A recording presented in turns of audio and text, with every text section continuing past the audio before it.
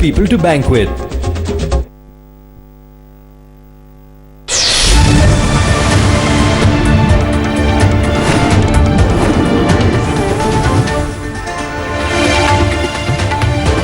आप देख रहे हैं खरा सौदा ईटी नाउ स्वदेश पे। बाजार थोड़ा पॉजिटिव शुरुआत के बाद थोड़ा सा नीचे आ गया। इनफैक्ट वही एक्सपेक्टेशन था कि फर्स्ट आवर ऑफ ट्रेड में संभल पाते हैं या नहीं, लेकिन 1.5-2 सेशंस में ऑलरेडी काफ़ी वीकनेस है। Let's see how it goes from here.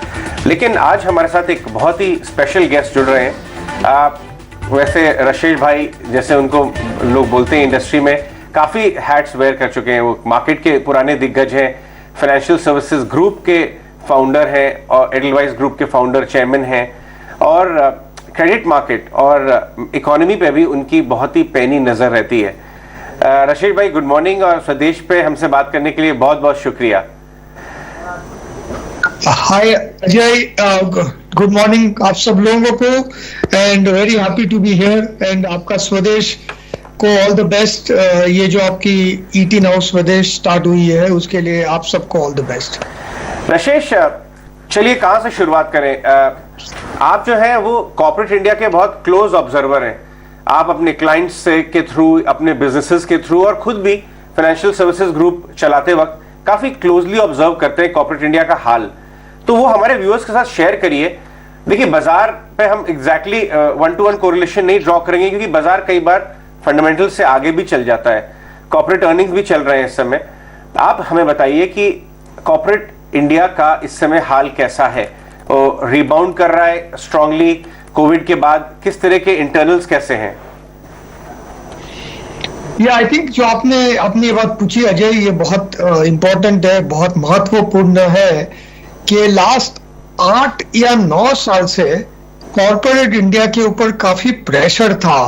Earning slow down हो रही थी, फिर उसके ऊपर आपने देखा सबके एनपीएस थे बैंकों के, तो बैंक का क्रेडिट स्लो डाउन था। कॉर्पोरेट्स भी अपने खुद के बैलेंस शीट क्लीन अप कर रहे थे। लास्ट 8-10 साल से काफी डीलेवरेजिंग हुई है कॉर्पोरेट इंडिया ने। आपने देखा था लास्ट 5 साल में हर कॉर्पोरेट के ने ये कहा है कि हम जीरो डेट हो जाएंगे, हम हमारी बोरोइंग कम करेंगे, इक्विटी ज्यादा करेंगे। सो ये पूरा एडजस्टमेंट पीरियड था। और फिर उसके बाद लास्ट 2-3 साल में आईएलएफएस के बाद लिक्विडिटी क्रंच आई, फिर कोविड आया। तो लास्ट ऑलमोस्ट 8 साल से कॉर्पोरेट इंडिया का हाल इतना अच्छा नहीं था, लेकिन लास्ट 6 से 8 महीने में एक यू टर्न सा हो गया है, एक अबाउट टर्न हो गया है कि कॉर्पोरेट इंडिया की बैलेंस शीट क्लीन अप हो गई है, काफी इक्विटी रेज हुई है, लिक्विडिटी अच्छी है, और अभी ग्लोबल ग्रोथ भी चालू हो गया है, ग्लोबल ट्रेड और एक्सपोर्ट में पिकअप हुई है। और सबसे ज्यादा ये जो एनिमल स्पिरिट्स कहते हैं, जो कॉन्फिडेंस है, जो ये जो ऑप्टिमिज्म है, वो वापस आ गया है। मैं काफी कॉर्पोरेट इंडिया के लीडर से बात की है लास्ट 5-6 महीने में, और हर किसी को अभी ग्रो करना है, हर किसी को अक्वायर करना है। आपने भी देखा होगा कि ग्रोथ और एक्सपेंशन बहुत जोर से चालू है। तो आई थिंक ये सब चीजें एक साथ में मिलके एक जगह पे आई है, और इससे ये लगता है कि अगला 3 से 5 साल कॉर्पोरेट इंडिया के लिए बहुत अच्छा होगा। और मैं जब भी कॉर्पोरेट इंडिया की बात कर रहा हूँ, मैं फॉर्मल सेक्टर की बात करता हूँ। अभी भी इनफॉर्मल सेक्टर पे थोड़ा बहुत प्रेशर है, लेकिन रूरल इकोनॉमी अच्छी हो रही है और कॉर्पोरेट इंडिया बहुत अच्छा हो रहा है।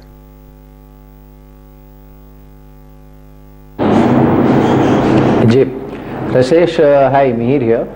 आपसे इनफैक्ट पहले भी जब भी बात हुई है, आप एक चीज़ जो बहुत अच्छी करते हैं, बखूबी करते हैं, वो है इकोनॉमी की जो अर्ली साइंस होती हैं, चाहे वो किसी भी तरह की हो, उसे पकड़ने में। तो इस समय ये जो एक वैक्सीनेशन लेड रिकवरी हम इतनी स्ट्रॉन्ग देख रहे हैं भारतीय अर्थतंत्र में, इसमें आपका अब तक का की टेक अवे क्या है? आई थिंक ये जो की टेक अवे है, जो लास्ट कोविड का एक जोर से इम्पैक्ट आया था, इससे कॉर्पोरेट्स ने अपने कॉस्ट काफी कम किए हैं। और एक अच्छा है, ये जो यूएस के को लेके ग्लोबल इकोनॉमी रिबाउंड हो गई है, कमोडिटी प्राइसेस स्टेबलाइज हो गए हैं, और सबसे ज्यादा मोस्ट इंपॉर्टेंट था लास्ट 5 साल में कॉर्पोरेट इंडिया में ने अपनी बैलेंस शीट बहुत क्लीन अप कर दी है। आज कॉर्पोरेट इंडिया की बैलेंस शीट मेरे हिसाब से लास्ट ऑलमोस्ट 14-15 इयर्स के बाद ये इतनी स्ट्रांग हुई है। बोरोइंग कम हो गई है, कॉस्ट एफिशिएंसी ज्यादा आ गई है, इक्विटी रेज हो गई है। तो ऑलमोस्ट आपने कहा ये 5-6 साल का क्लीन अप जो है वो ऑल हैज कम टुगेदर। तो सबसे ज्यादा और कॉन्फिडेंस भी आ गया है, हर किसी को ग्रो करना है। हमने देखा है हर लार्ज ग्रुप है, रिलायंस है, टाटा है, हर किसी के ग्रोथ के एस्पिरेशन है, हर कोई इन्वेस्ट कर रहा है। तो मुझे ये लग रहा है कि ये जो यू टर्न है और ये जो लॉन्ग टर्म साइकिल होती है, जैसे मैंने कहा लास्ट 8 साल से एक ऑलमोस्ट डाउन साइकिल थी, वो 8 साल की डाउन साइकिल अभी यू टर्न हो गई है। और मुझे लगता है कि एटलीस्ट नेक्स्ट 3 से 5 साल तो कॉर्पोरेट के प्रॉफिट एटलीस्ट अबाउट 15 से 18% ग्रो होनी चाहिए। लास्ट 8 साल में कॉर्पोरेट इंडिया की profit has grown only at 3% per annum. So जब भी आपकी economy nominal GDP growth rate 11-12% है और कॉर्पोरेट की अर्निंग सिर्फ 3% से ग्रो हो रही है, तो ऑब्वियसली कॉर्पोरेट में बहुत अंडर परफॉर्मेंस हो रहा है। ये जो अंडर परफॉर्मेंस है अभी इसका कैचअप होगा। तो एक तो ये जो नॉर्मल बिजनेस साइकिल है ये रिवाइव हो गई है, कॉन्फिडेंस वापस है, ग्लोबल ग्रोथ अच्छा है। ऑफ कोर्स कुछ ना कुछ तो इश्यूज होते हैं, तो थोड़ा इन्फ्लेशन का इश्यू है, ऑयल प्राइस ऊपर जा रहा है, वो इश्यू है। क्योंकि मैंने हर टाइम देखा है कि ग्लास कभी फुल नहीं होता है, तो ग्लास थोड़ा आधा फुल होता है आधा खाली होता है। लेकिन अभी ये लग रहा है कि जो सब पैरामीटर्स है इसको देख के इंडियन इकोनॉमी और स्पेशली कॉर्पोरेट इंडिया के अगले 3 से 5 साल बहुत बहुत अच्छे होने चाहिए। ठीक है, बिल्कुल राशेष, प्रियंका, ये बात हम बिल्कुल मैक्रो फ्रंट पे कर रहे हैं, ये सारे ट्रिगर्स हैं ब्रॉडर सेंस पे इंडियन मार्केट्स के लिए। लेकिन अगर हम सेक्टर स्पेसिफिक हो जाएं, हमने देखा पीएसयू स्पेस एक अच्छी खासी अंडर परफॉर्म से अब निकल रहा है, पीएसयू बैंक्स की स्पेसिफिकली अगर हम बात करें तो। और यहाँ पर कई सारे एक्सपर्ट्स बुलिश हैं, आपका क्या व्यू रहेगा? कई सारे ट्रिगर्स हैं यहाँ, इनके कलेक्शंस बेटर हो रहे हैं, मार्जिन्स में सुधार हो रहा है, कंपनियों इंसॉल्वेंसीज से कंपनीज निकल रही हैं, वहां पर इनको जाहिर तौर पर रियलाइजेशन बेटर मिलेंगे। कैसे देख रहे हैं आप ये सारे ट्रिगर्स को? एब्सोल्युटली प्रियंका, आई थिंक जो हमने देखा है कि पीएसयू के स्टॉक्स थे वो बहुत अंडर वैल्यूड हो गए थे। काफी banks like PSU banks almost half time book पे आ गए थे। और अभी जब इकोनॉमी वापस ग्रो हो रही है तो ऑब्वियसली जो अच्छे कंपनी है, क्वालिटी कंपनीज हैं, वो तो ग्रो होगी। लेकिन जो अंडर वैल्यूड कंपनीज भी है वो आई थिंक उनमें भी इन्वेस्टर का इंटरेस्ट आ रहा है। और ये जो रैली है, ये जो इम्प्रूवमेंट है, ये ब्रॉड बेस्ड है। प्राइवेट सेक्टर भी है, पब्लिक सेक्टर भी है, एफएमसीजी भी है, बैंक्स भी है, कमोडिटी कंपनियां भी है, स्टील और cement is doing very well. आपने देखा होगा steel companies are doing very well. तो ये जो ब्रॉड बेस्ड रैली है, इसमें ये नहीं है कि एक सेक्टर अच्छा हो रहा है। आपने देखा होगा लास्ट 8 साल में कभी आईटी सेक्टर अच्छा था, तो कभी फार्मा अच्छा था, तो कभी एनबीएफसी अच्छे थे। लेकिन कंसर्टेड जो ब्रॉड बेस होता है कि हर सेक्टर के लिए ऑप्टिमिज्म आ रहा है, वो अब आ रहा है। और आई डू बिलीव कि पीएसयूज में भी काफी क्लीन अप हो गया है, काफी स्ट्रेंथनिंग हो गए, उनके भी बैलेंस शीट बहुत स्ट्रांग हो गए हैं। और ये जो दो किस्म का, आप अगर पीएसयू देखते हैं तो 2 मेन पीएसयू होते हैं। एक पीएसयू है बैंक्स में है और एक पीएसयू है जो कमोडिटी लिंक्ड में है, जैसे पावर या स्टील और वो है। तो ये दोनों आई थिंक बैंकों का क्लीन अप ग्रोथ हो गया है। बैंक के लास्ट 8 साल में एनपीएस बहुत थे पीएसयू बैंक्स के, वो सब उन्होंने बहुत प्रोवाइड किया है। आपने प्रियंका आपने जैसा कहा आईबीसी के थ्रू अभी रिकवरीज बहुत हो रही है। लाइक अभी लास्ट 1 महीने में इनको डीएचएफएल की भी बड़ी रिकवरी हुई पीएसयू बैंक्स को। तो ये रिकवरी हो रही है, ये जो हम बोलते हैं फ्लो बैक्स आ रहे हैं।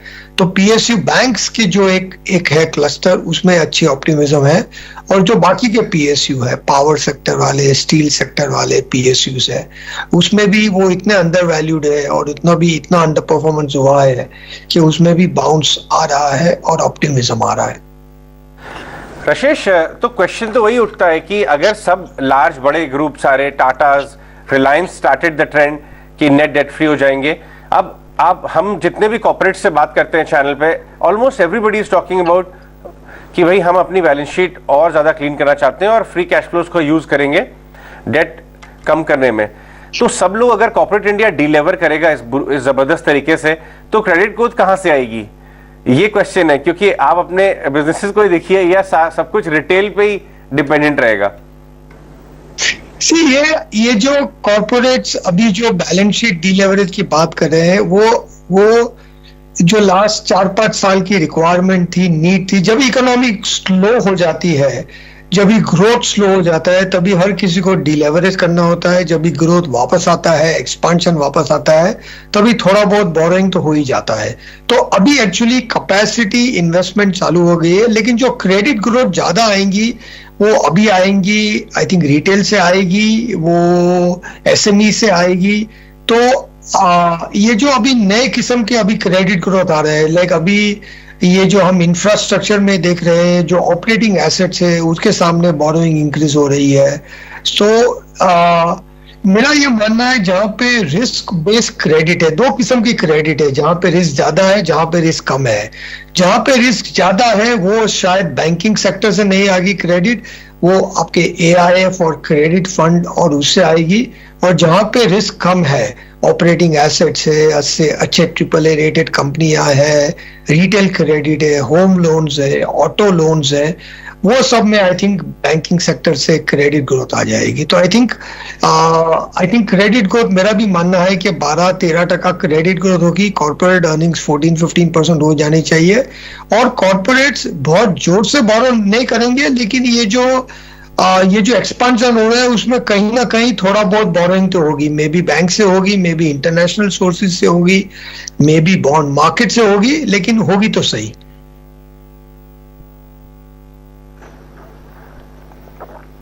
जी रसेश, एक चीज़ जो आप बहुत बखूबी करते हैं और इस पर मैं आपसे जवाब चाहूँगा, वो है you have a very interesting theory कि हर एक कॉर्पोरेट समूह का या फिर हर एक कॉर्पोरेट कंग्लोमरेट का एक दशक आता है जब वो सबसे बेहतर आउट परफॉर्म करते हैं या सबसे बेहतर ग्रो करते हैं, डिलीवर करते हैं। क्योंकि हम ये नए दशक की शुरुआत में हैं और इतनी सारी चीज़ें हो रही हैं, एक तरफ इतने सारे यूनिकॉर्न्स क्रिएट हो रहे हैं, दूसरी तरफ हम देख रहे हैं groups like Tatas, Adanis, Ambanis, they are continuously outperforming और बहुत बड़ा योगदान दे रहे हैं इंडिया स्टोरी में।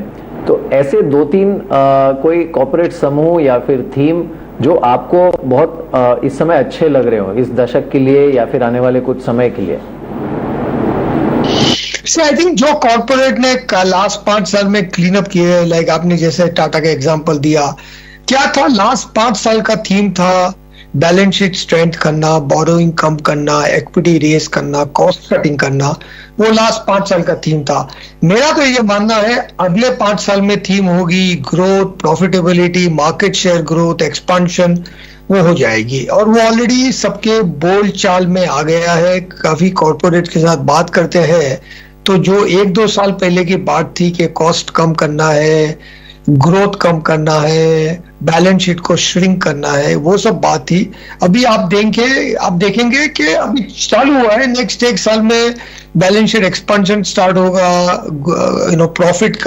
Profit growth, market share growth, वो सब बात हुई है। और आपने जो यूनिकॉर्न कहा वो एक तो लीडिंग इंडिकेटर है, because unicorns are about growth, about trying new things, experimenting. तो ये जो रिस्क एपेटाइट है, एक्सपेरिमेंटेशन है, ऑप्टिमिज्म है, ये सब वापस आ रहा है। तो जो भी कॉर्पोरेट ने लास्ट 5 साल में अपने बैलेंस शीट क्लीन किए हैं, अपने इक्विटी में जोड़ लाया है, कॉस्ट कंट्रोल में है, और जिनके अंडरलाइन बिजनेस अच्छे थे। काफी बिजनेसेस अच्छे थे लेकिन माहौल खराब था, ग्रोथ खराब था, इंटरनेशनल ग्लोबल ग्रोथ कम था, ग्लोबल ट्रेड कम था। अभी वो सब चेंज हुआ है। तो जो अंडरलाइंग स्ट्रॉन्ग बिजनेस है, तो मेरा तो हर टाइम मानना होता है कि ये हमें ग्रुप नहीं देखना चाहिए, सेक्टर नहीं देखना चाहिए, हमें इंडिविजुअल कंपनी देखनी चाहिए। क्योंकि एक ही ग्रुप में अच्छे कंपनी भी होते हैं, वीक कंपनीज भी होते हैं। जैसे हमने पीएसयू की बात की, काफी बहुत अच्छे क्वालिटी के पीएसयूज भी है। द सेम वे काफी प्राइवेट सेक्टर कंपनियां हैं जिनके बैलेंस शीट अभी भी वीक है, जो अभी भी स्ट्रेच्ड है, जो अभी भी उनके ऑपरेशंस बहुत इनएफिशिएंट है।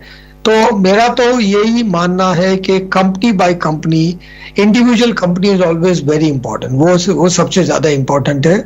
उसके बाद आता है सेक्टर, उसके बाद आता है ग्रुप या तो कॉर्पोरेट एंटिटी। बिल्कुल, तो ये की फैक्टर्स तो ध्यान में रखने ही चाहिए। साथ ही राशेष, अगर हम मैक्रो फैक्टर्स की बात करें, इस वक्त जिस तरह से आप देखें एनर्जी प्राइसेस, फ्यूल प्राइसेस, साथ ही इन्फ्लेशन, यूएस इन्फ्लेशन, क्या आपको लगता है इस तरह की इक्वेशन से कहीं ना कहीं, क्योंकि एक नोमुरा ने सर्वे किया है जिसमें उन्होंने कहा है कि क्या बड़ा रिस्क है इमर्जिंग इकोनॉमीज के लिए, फेड टेपरिंग होगी या नहीं होगी, लगभग उनके सर्वे में 35% फिगर आती है। आप क्या मानते हैं, फेड टेपरिंग होगी या नहीं होगी? आई थिंक जहाँ मैंने अर्लियर कहा कि कभी कभी कंप्लीट ऑप्टिमिज्म नहीं होता है, कभी ना कहीं तो हॉराइजन पे कुछ ना कुछ कंसर्न तो होते हैं। आपने बहुत सही कहा, दो मेरे हिसाब से इंपॉर्टेंट कंसर्न है, एक है एनर्जी प्राइस और एक है इंटरेस्ट रेट।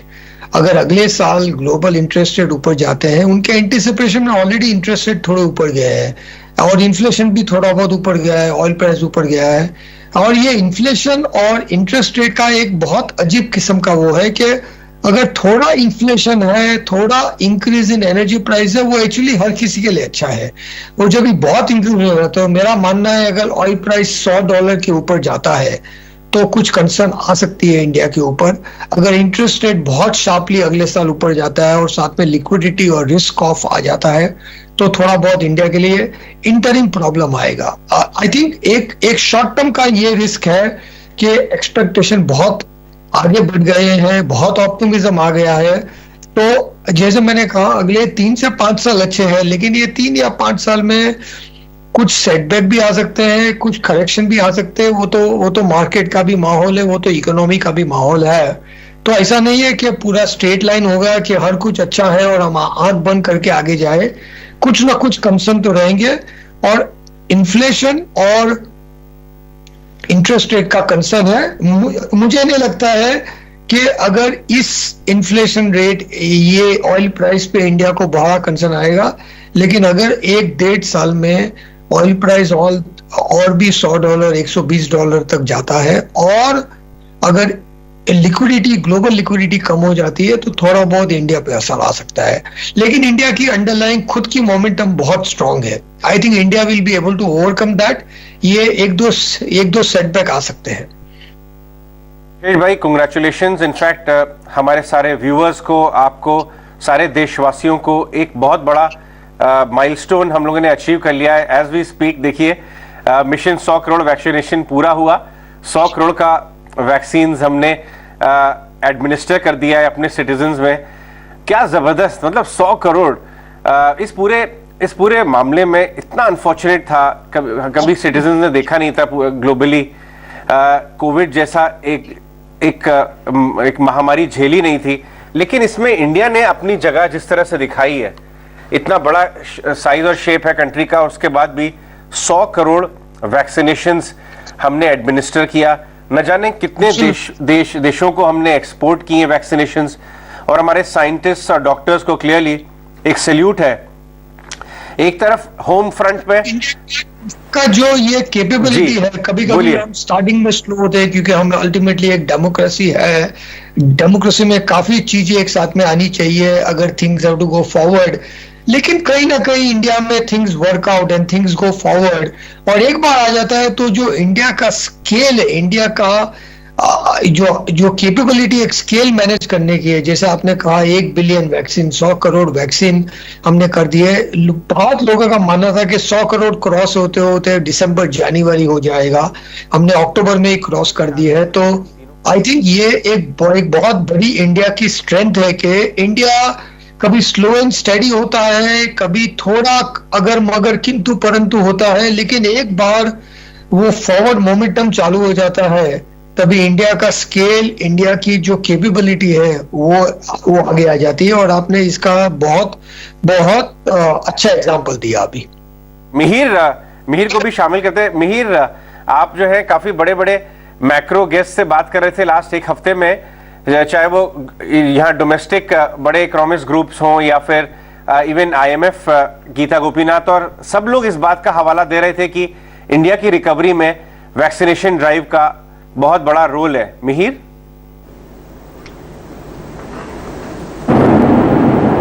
बिल्कुल अजय, इनफैक्ट गीता गोपीनाथ ने तो ये भी कहा था कि भारत में जो रिकवरी हमने देखी है it is vaccination led recovery, और इस वजह से इस पर ज़्यादा भरोसा किया जा सकता है। और एक जो दूसरी अहम चीज़ ज़्यादातर जानकारों ने कही वो यही कही कि जिस रफ्तार से वैक्सीनेशन ने पेस पकड़ा और जिस रफ्तार से हम 100 करोड़ के आंकड़े की तरफ पहुंचे हैं, वो एक जो बहुत बड़ा डर था आज से 5-6 महीने पहले कि थर्ड वेव अगर आएगा तो वो कितना बड़ा होगा। कोई ये नहीं कह रहा था कि आएगा या नहीं आएगा, ऑलमोस्ट गिवन था कि आएगा, और वो कितना सीवियर होगा उसे लेकर डिबेट चल रहा था। अब शायद हम उस स्थिति में पहुंच गए हैं जहां पर हमारे पास ये लग्जरी है 100 करोड़ लोगों को वैक्सीनेट करने के बाद कि हम ये डिबेट कर सकते हैं कि आ तो सकता है थर्ड वेव, लेकिन कितना बड़ा आएगा या फिर वाकई उतना डेवेस्टेटिंग होगा जितना अनफॉर्चुनेटली सेकेंड वेव था। रसेश, आपका क्या व्यू है? क्योंकि ये एक बहुत बड़ा कंसर्न या फिर ओवरहैंग जो बाकी ट्रिगर्स आपने कहे, गैस की दरों में वृद्धि या फिर क्रूड ऑयल की मूवमेंट, उसके साथ साथ ये थर्ड वेव का एक बहुत बड़ा फियर था बाजार में। थर्ड वेव तो अभी आई थिंक उसका रिस्क कम हो गया है। आपने बहुत सही कहा। आई थिंक ये जो 100 करोड़ वैक्सीनेशन है इससे इकोनॉमिक रिकवरी, अभी भी India is not completely 100% back to normal. India अभी भी मेरे हिसाब से 85 to 90% बैक टू नॉर्मल है। तो अभी भी 10 to 15% और भी एक्टिविटी ग्रो हो सकती है। वो भी अच्छा ही है, वो अच्छा न्यूज है, क्योंकि वो तो अभी भी अपॉर्चुनिटी बाकी है। आई थिंक अभी जो इम्पोर्टेंट पैरामीटर हमें देखना है वो 100 करोड़ वैक्सीन तो हो गए, लेकिन 100 करोड़ वैक्सीन के बाद अभी हमें ये देखना है कि डबल वैक्सीनेशन कितने हुए। आई थिंक द पैरामीटर मैं अभी देखूंगा कि 500 मिलियन डबल वैक्सीनेशन कब तक हो जाते हैं इंडिया में, और अगर वो दिसंबर जनवरी तक हो जाता है तो ये नॉर्मल सी और भी फास्टर आ जाएगी, क्योंकि एक डोज के बाद भी नॉर्मल सी नहीं आती है। 2 डोज के बाद ही लोग कॉन्फिडेंस हो जाते हैं कि अभी हम बाहर निकले, ऑफिस जाए, और अभी धीरे धीरे इकोनॉमी जैसे मैंने कहा 85 to 90% नॉर्मल सी है। मेरा मानना है दिसंबर तक 95 हो जाएगी और मार्च तक 100% नॉर्मल हो जाएगी इकोनॉमी, और उसके बाद जो हम तेजी से आगे बढ़ेंगे वो बहुत वो एक्चुअली काफी एनकरेजिंग आउटलुक है।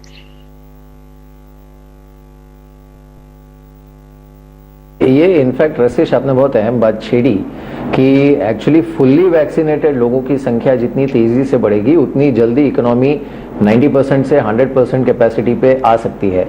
लेकिन बाजार, थोड़ा जाहिर सी बात है, स्टॉक मार्केट्स जो हैं वो एडवांस में चलते हैं, चीज़ें एडवांस में फैक्टर इन करते हैं। तो जैसे ही वैक्सीनेशन ने रफ्तार पकड़ी इकोनॉमी में वो बाद में रिफ्लेक्ट हुआ, लेकिन मार्केट्स ने पहले ही उसे काफ़ी हद तक फैक्टर इन करना शुरू कर दिया।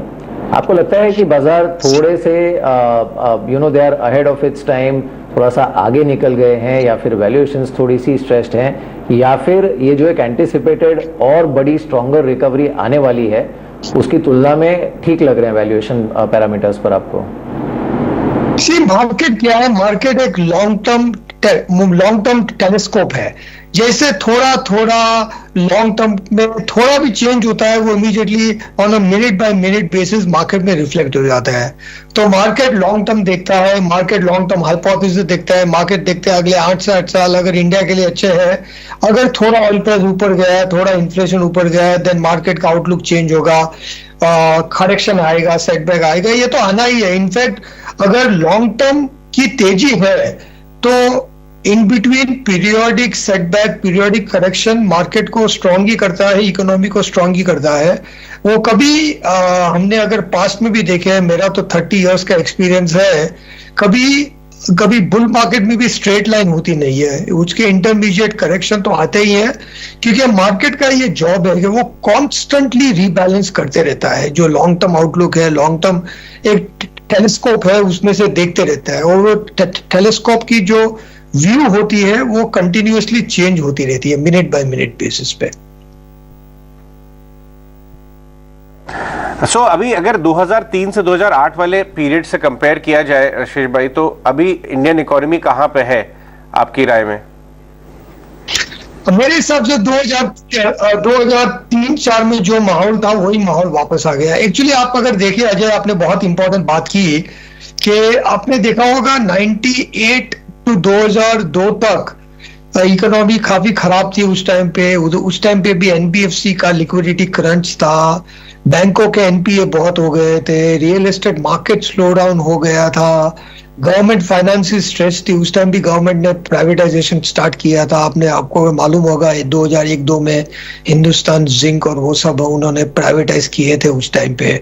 तो ऑलमोस्ट सेम स्टोरी रिपीट हो रही है। जो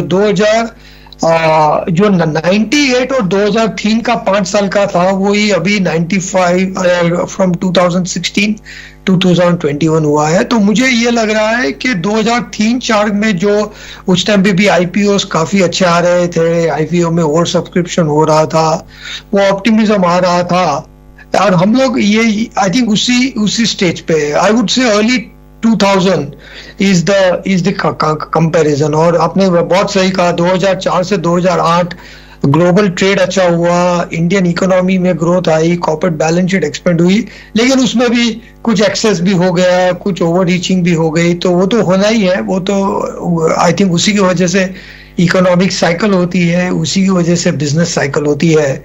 लेकिन अभी नेक्स्ट 3-5 साल के लिए अच्छा लग रहा है।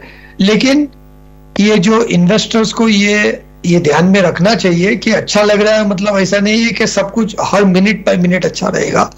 करेक्शन आएंगे, सेटबैक आएंगे, थोड़ा बहुत जो ऑप्टिमिज्म है वो भी कम होएगा, थोड़ा क्वेश्चनिंग भी होगा कि इंडिया स्टोरी करेक्ट है।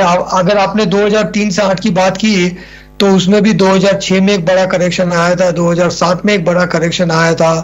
तो हर साल में 1-2 करेक्शन भी आएंगे, एक दो क्वेश्चनिंग फेज भी आएंगे, और उससे ही मार्केट और इकोनॉमी स्ट्रांग हो जाएगी। चलिए, ये आज इन सारे मैटर्स पर हमसे बात करने के लिए, मार्केट पर चर्चा करने के लिए राशेष बहुत बहुत शुक्रिया आपका। आज हमें समय दिया आपने। और अब चलिए एक बार फिर से रुक कर लेते हैं उस बड़ी खबर का। 100 करोड़ वैक्सीनेशन का आज टारगेट पूरा हुआ है। अब आपको सीधे लिए चलते हैं नीति आयोग, वहां पर वीके पॉल एड्रेस कर रहे हैं इस बड़े माइलस्टोन पर। आइए देखिए उनका क्या कहना है। Let's take time, but it is again picking up. I think multiple issues. Let's highlight one or two of them. One is that you see large number of people